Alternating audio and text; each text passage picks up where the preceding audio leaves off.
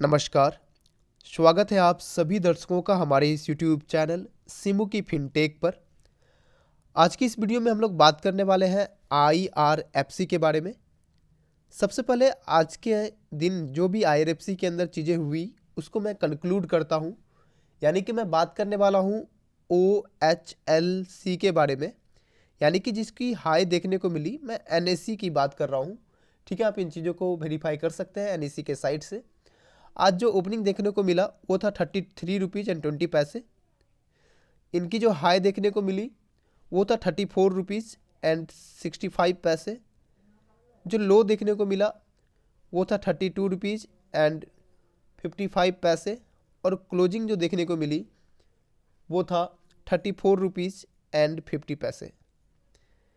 एक बड़ी बात जो आज कंक्लूड कर सकते हैं वो है कि आज यहाँ पर देखेंगे इनकी जो हाई थी 34 रुपीज़ एंड 65 पैसे और इनकी जो क्लोजिंग थी, दोनों में एक छोटा सा गैप है, यानी कि बहुत बड़ा गैप नहीं है। क्योंकि एक्चुअली हमारा कहना होता है कि IRFC एक ऐसा शेयर है जो अपने एक कह सकते हैं एक कैरेक्टर बना लिया है कि ये घर वापसी करता है। और कहीं ना कहीं ये चीज़ें हम लोग के सेंटिमेंट्स को, हमारी फीलिंग्स को सिर्फ ये ख़राब नहीं करता है, कहीं ना कहीं एक बहुत बड़ी कहानी को कह कर जाता है कि इतने बड़े जो गिरावट होते हैं अपने हाई से क्लोजिंग तक। तो ये चीज़ें जो आज देखने को मिली कहीं ना कहीं ये सुखद है और बहुत बड़ा ये संकेत देता है। ठीक है, ये चीज़ें हुआ। मैं बात कर लेता हूँ आज इसके डिलीवरेबल क्वांटिटी को। आज जो क्वांटिटी ट्रेड हुई है NSE पर वो हुई है 19 करोड़ एंड 85 लाख। ठीक है, इसमें से 2 करोड़ एंड 72 लाख ये आज डिलीवरेबल क्वांटिटी बनी है, यानी कि अगर परसेंट में बोलूँ तो ये 13% है। डिलीवरेबल क्वांटिटी कम हो गई है, मैं मान रहा हूँ। रीज़न बहुत सिंपल है, जब किसी भी एक स्टॉक में जब वोलेटिलिटी आती है तो लोग उसमें इंट्राडे करते हैं। इंट्राडे के अंदर ट्रेडिंग, वहाँ पर क्वांटिटी ज़्यादा ट्रेड होती है, लोग डिलीवरी में नहीं बदलते हैं। So this is the reason कि यहाँ पर डिलीवरेबल क्वांटिटी क्यों कम हो रही है। तो बहुत बड़ी चिंता करने की बात नहीं है, वोलेटिलिटी आ रही है IRFC के अंदर, इसलिए यहाँ पर क्वांटिटी डिलीवरेबल घट रही है। सिंपल है। अब मैं बात कर लेता हूँ IRFC के बारे में। आज एक न्यूज़ मिनिस्ट्री की तरफ से आया है, रेलवे मिनिस्ट्री की तरफ से। उस न्यूज़ को मैं बता देता हूँ, क्योंकि मैं आपको पहले एक वीडियो में मैंने बताया था कि जो रेलवे का जो है ना, ये अपने यात्री हैं इन सभी को ढोकर तो पैसे कमा रही है, लेकिन आपको पता होना चाहिए कि रेलवे ये जो माल की जो ढुलाई करती है, ठीक है, वो ढुलाई करके रेलवे बहुत पैसा अर्न करता है। एक डेटा के साथ मैं बात करता हूँ, क्योंकि इस प्रोजेक्ट पर ना बहुत तेज़ी से काम हो रहा है, जिसका एक चीज़ आज एक रिजल्ट रेलवे मिनिस्ट्री के द्वारा जारी भी किया गया है। पहले मैं बता दूं कि किस चीज़ों पर काम हो रहा है। एक डेटा के अनुसार 1950 से 1951 तक, ठीक है, आपको एक चीज़ मैं बताना चाहता हूँ। उस समय जो माल ढुलाई होती थी ना पूरे भारत में, मान लो कि जैसे पूरे भारत में जितनी भी माल ढुलाई होती थी उस समय 85%, डाटा को याद रखिएगा, ठीक है, 85% उस समय जो माल ढुलाई होती थी वो रेलवे करता था। 85%, यानी कि जितनी भी माल ढुलाई हो रही है 85% माल ढुलाई का काम रेलवे करता था। लेकिन अगर मैं अभी का करंट सिनेरियो बताऊं तो अभी ये जो आंकड़ा है ना, ये घटकर 27% पर आ गया है, यानी कि बहुत ही कम है, बहुत ही कम है, यानी कि वो लगभग 1/3 बन चुका है।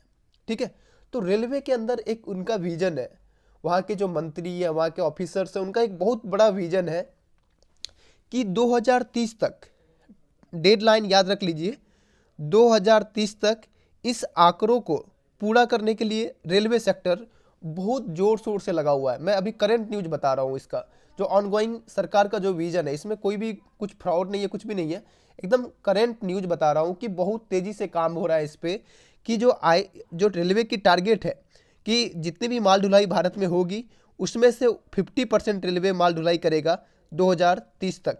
ठीक है, क्योंकि ये 27% से 85% तक पहुंचना थोड़ा मुश्किल है, लेकिन एक 2030 तक भारत सरकार, रेलवे मिनिस्ट्री 50% तक इस आंकड़ों को ले जाना चाहता है।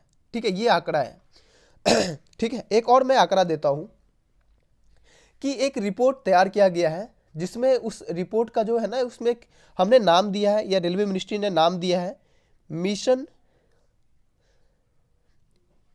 3,000 मिलियन टन। ठीक है, एक ये बहुत बड़ा मिशन है। इस मिशन को समझते हैं। इस मिशन में क्या है कि जो फाइनेंशियल ईयर 2027 तक रेलवे ने बात करा है कि वो 3,000 मिलियन टन माल ढुलाई करेगा। 3,000 मिलियन टन। इन आंकड़ों को थोड़ा सा देखकर समझ के थोड़ा सा आप देखिए क्या है।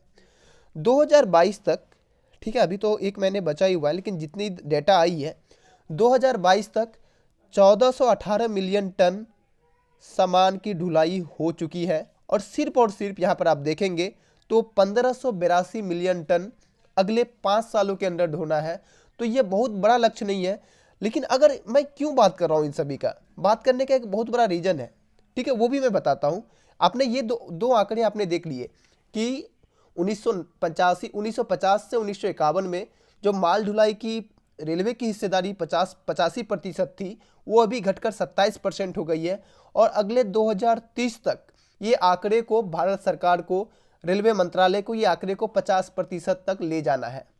दूसरा जो हमारी बातचीत है वो है मिशन 3,000 मिलियन टन पर।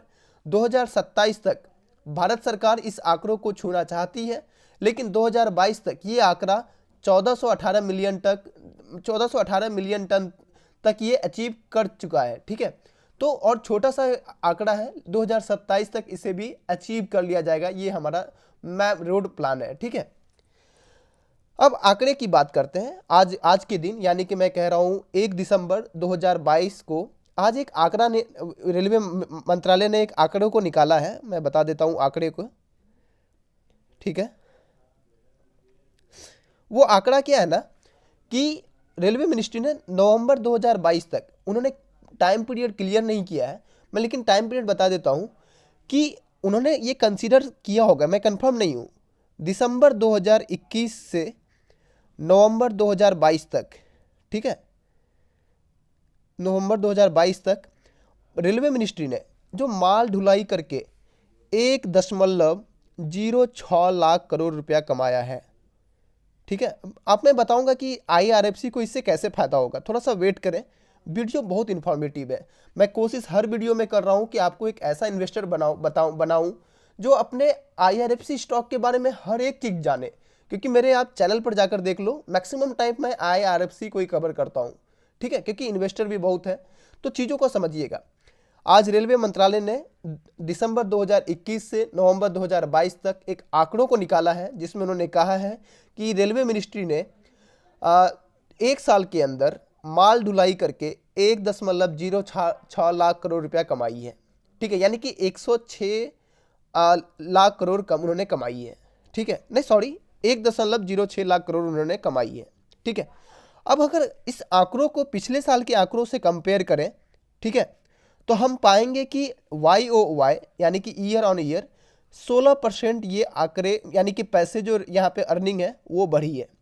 यानी कि पिछला आंकड़ा क्या था कि दिसंबर 2020 से नवंबर 2021 तक, ठीक है, जो भारत सरकार ने, जो रेलवे मिनिस्ट्री ने जितना पैसा उन्होंने कमाया था, इस बार की अगर मैं तुलना करूं तो उनके अर्निंग में 16% की बढ़ोतरी हुई है।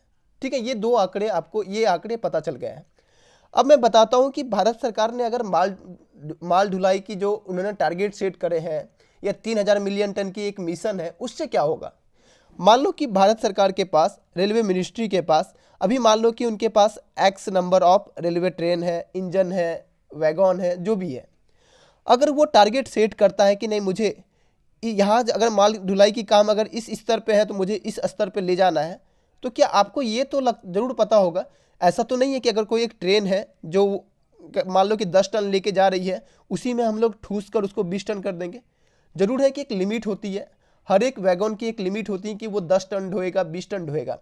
अगर हमारे पास टारगेट सेट है कि मुझे इतना ढोना है इतना तारीख तक में, ठीक है, तो आदमी को, रेलवे को एक वैगन की ज़रूरत पड़ेगी, रेलवे को इंजन की ज़रूरत पड़ेगी। और जब रेलवे को इंजन की ज़रूरत पड़ेगी, किसी वैगन की ज़रूरत पड़ेगी, या इंफ्रास्ट्रक्चर की ज़रूरत पड़ेगी, तो उस समय दो कंपनी बाहर आएगी। उसमें एक कंपनी बाहर आएगी RVNL, ठीक है, एक कंपनी आएगी RVNL और एक कंपनी आएगी IRFC। ठीक है, यहाँ पर और भी कंपनी आएगी, तीतागढ़ वैगॉन भी आएगी और भी कंपनी आएगी। देखो होगा क्या, एक टारगेट हमने सेट कर लिया कि हम लोग 3000 मिलियन टन सामान ढोएंगे 2027 तक। हम लोग अपनी माल ढुलाई की हिस्सेदारी रेलवे की 27% से उठाकर 50% करेंगे। तो जरूर है कि हम लोग जब इतने बड़े टारगेट्स को लेकर चल रहे हैं तो हमारे पास नए नए इंजन की जरूरत होगी, बहुत सारे इंजन की जरूरत होगी, बहुत सारे वैगॉन्स की जरूरत होगी। एक हम लोग को इंफ्रास्ट्रक्चर डेवलपमेंट करना पड़ेगा। जब आरबीएनएल इंफ्रास्ट्रक्चर डेवलपमेंट करने की बात करेगा तो ये फंडिंग लेगा और वो फंडिंग देगा आईआरएफसी। ठीक है, किसी भी एक मार्केट से ये पैसे उठाकर लाएगा। मान लो कि इन्होंने लाया 1 लाख करोड़ और इस पैसे को अगर मान लो कि इन्होंने 2%, 4%, 5% कुछ भी दाम पर ये लाती है, मान लो कि 2 से 5% पे बॉन्ड भर के ये पैसा लाता है इंटरेस्ट पे। अब जब इसको देगा तो ये ज़्यादा पैसे पर देगा। ठीक है, तो क्या होगा, आरबीएनएल सबसे पहले बोलेगा कि मुझे 10 बोगियाँ चाहिए और 10 बोगियों को फंडिंग करने का काम या उस सारी चीज़ों को इंफ्रास्ट्रक्चर डेवलपमेंट करने का काम आरबीएनएल करता है। लेकिन इंफ्रास्ट्रक्चर डेवलपमेंट करने के लिए जो फंडिंग करती है वो आईआरएफसी करता है। जब हमारे पास नए नए वैगॉन की ज़रूरत पड़ेगी, नए नए इंजन की ज़रूरत पड़ेगी तो सारी जगह फंडिंग करेगा आईआरएफसी, और जितना ये फंडिंग करेगा उतना ये पैसा अधिक कमाएगा। क्योंकि आपको पता है कि आईआरएफसी के पास 0 एनपीए वाला ये स्टॉक है, यानी कि इसके ऊपर कोई भी ऐसे नॉन परफॉर्मिंग एसेट नहीं है, कोई इसके पास लोन बकाया नहीं है कि ये इन्होंने आरबीएनएल को दिया, आरबीएनएल ने इसको चुकाया नहीं, ऐसा कुछ भी नहीं है। तो कहीं ना कहीं जब हम लोग बड़े टारगेट को सेट करते हैं या मिनिस्ट्री ऑफ रेलवे सेट करती है तो कहीं ना कहीं फंडिंग वाला काम सब आईआरएफसी करेगा। इसके अलावा और भी इसके जो सब्सिडरी जो कंपनी है जैसे कि तीतागढ़ वैगॉन हो गया, आरबीएनएल हो गया, ये स्टॉक भी बढ़ेंगे। बट जब फंडिंग करने वाली काम होगी वो आईआरएफसी करेगा, और आईआरएफसी जितना भी फंडिंग करेगा कंपनी उतना और आगे भागती जाएगी। इसलिए मैं बोल रहा हूँ कि शॉर्ट टर्म के लिए आपको लग सकता है कि आईआरएफसी में ज़्यादा उथल पुथल है। मैंने एक स्ट्रेटजी वाला वीडियो भी बनाया था कि आप कैसे, अगर आपको लग रहा है कि आईआरएफसी से मुझे छुटकारा पाना है तो बेहतर है कि आप उस वीडियो को देख लीजिए, आप छुटकारा पा लीजिए। लेकिन अभी भी मैं बोल रहा हूँ कि अगर आप लॉन्ग टर्म के लिए देखते हैं तो आईआरएफसी एक डायमंड स्टॉक साबित होगा। आपके लिए नहीं, आपके बच्चों के लिए एक बहुत बड़ा डायमंड स्टॉक साबित होगा। इस स्टॉक को ध्यान से देखते रहिए। अगर क्योंकि आप मार्केट में रिस्क लेकर आ रहे हैं, आप ऐसे ऐसे शेयर को अपने पोर्टफोलियो में बना कर रखे होंगे जो कहीं ना कहीं फंडामेंटली मजबूत नहीं है, लेकिन अब तब आप उस शेयर को अगर आप अपने पोर्टफोलियो में रख सकते हैं तो आईआरएफसी तो एक बहुत मजबूत फंडामेंटल वाला स्टॉक है। इसको भी रखिए, आप लोग लंबे समय तक वेट करिए, कहीं ना कहीं आपके लिए बेहतर होगा। इससे पहले मैं बता दूं कि मैं कोई भी सेबी रजिस्टर्ड एडवाइजर नहीं हूं। इन सारी बातों को जो मैंने बोला ये सिर्फ मेरा पर्सनल ओपिनियन है मेरा। आप इस बातों को, चीज़ों को एनालाइज कर लें, उसके बाद ही कोई डिसीजन लें। मेरे बातों से इन्फ्लुएंस बिल्कुल भी नहीं होना है और कोई भी डिसीजन नहीं लेनी है। आशा करता हूं कि आपको ये वीडियो पसंद आया होगा। ऐसे ही वीडियो पाने के लिए आप हमारे चैनल सिमुकी फिनटेक को सब्सक्राइब करिए और हमारे साथ बने रहिए। वीडियो देखने के लिए आप सभी लोगों का बहुत बहुत धन्यवाद।